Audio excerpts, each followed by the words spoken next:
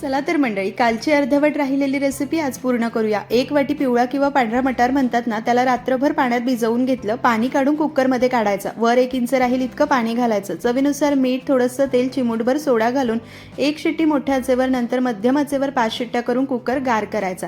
एक चटणी करायची, अर्धी वाटी पुदिना, 1 वाटी कोथिंबीर, अर्धा इंच आलं, 1 हिरवी मिरची, चवीनुसार मीठ, गरजेनुसार पाणी घालून पातळसर चटणी वाटून फ्रीजमध्ये ठेवायची। मटार छान शिजलेला आहे, चमच्याने थोडासा मॅश करायचा। आता कन्सिस्टन्सी ठीक आहे, पण स्टार्चमुळे गार झाल्यावर घट्ट होईल, म्हणून पाव ग्लास पाणी घालून एक उकळी काढायची। मटार शिजून तयार आहे। आता मटार कुलचे सर्व करताना इथून पुढची प्रोसेस करायची। कुलचेची रेसिपी कालच दाखवलेली आहे, टायटलमधल्या त्रिकोणावर क्लिक करून नक्की पहा।